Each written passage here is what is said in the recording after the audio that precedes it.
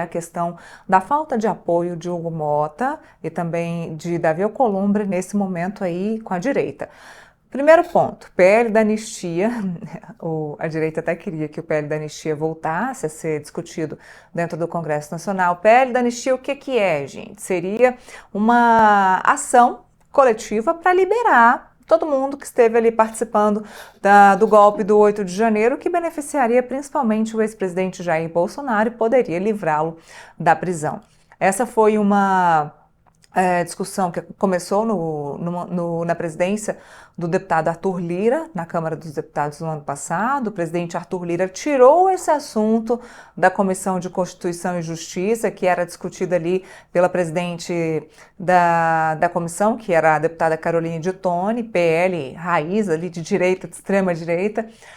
Ela que inclusive ficou bem chateada de terem tirado esse tema da Comissão de Constituição e Justiça, porque ela não teve nenhuma pauta relevante para tratar na maior comissão da Câmara dos Deputados, comissão que é disputadíssima e que, tendo ela como presidente, não teve ali nenhuma discussão de fato relevante. Então, Arthur Lira tirou, depois de uma conversa com o Jair Bolsonaro, com o Valdemar Costa Neto, tirou essa pauta da Comissão de Constituição e Justiça com a promessa de que haveria uma comissão especial, criaria-se uma comissão especial na Câmara para tratar desse assunto, porque de fato era um assunto muito especial. Então, precisava de uma comissão especial que falaria só sobre isso.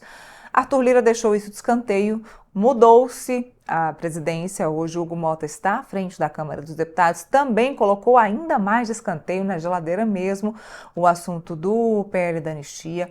Agora, depois da sexta-feira, quando a Polícia Federal foi à casa de Jair Bolsonaro para fazer a busca e apreensão e quando os parlamentares do PL foram até o Congresso para pedir que o recesso branco fosse cancelado, o presidente da Câmara e do Senado, os presidentes não toparam e o presidente Hugo Mota da Câmara dos Deputados acabou, inclusive, enviando uma nota dizendo que o recesso estava mantido. Ou seja, a gente vê, Andresa, que a direita não está tendo apoio nenhum nesse segmento. Pois é, vamos lembrar também, Neila, que o PL não é inteiramente Bolsonaro, né? Tem um grupo do Bolsonaro dentro do PL, mas você tem toda a razão, eles são todos de direita, né? Sendo Bolsonaro, porque você tem os bolsonaristas, tem o pessoal da direita e tem o pessoal da extrema direita. E o PL junta toda essa turma no mesmo caldeirão. Imagine uma reunião deles no final do ano, como é que não deve ser. Então, o Bolsonaro tem um apoio ali, mas não é tanto assim. Agora, realmente, a direita ela acabou se desarticulando porque a liderança de todos eles é o Bolsonaro mesmo, desses grupos, né, mais um moderado, porque ele é o nome mais forte da direita hoje no país, é um nome que se contrapõe aí diretamente ao presidente Lula, né, que também é o nome mais forte da esquerda. Então, nesse momento, eles estão perdendo força ali nas redes sociais, né, pesquisas que a gente tem acesso, né, o nosso colega Sérgio Denicoli levantou para a gente também, principalmente nessa questão do Donald Trump. Tá equiparado, mas o governo tem conseguido juntar mais apoio ali com relação ao discurso de que não dá, né, para o país ser chantageado com uma ameaça de tarifa de 50% por conta, né, de uma pessoa. Então é uma pessoa ou é o país? É isso que a família Bolsonaro precisa explicar e não dá para falar que é um plano de vingança, né? Então não é um plano para o país. Isso está refletindo diretamente no eleitor do Bolsonaro, está todo mundo vendo, né, que essa agenda está personalística em torno dele, não em torno de um país. Então, eles poderiam fazer alguma coisa para reverter tudo isso? Não, por quê? Porque foram eles que ocasionaram isso, né? E em troca de fazer alguma coisa, o preço é muito alto, é o país abrir mão das suas instituições, né, abrir mão das suas decisões próprias.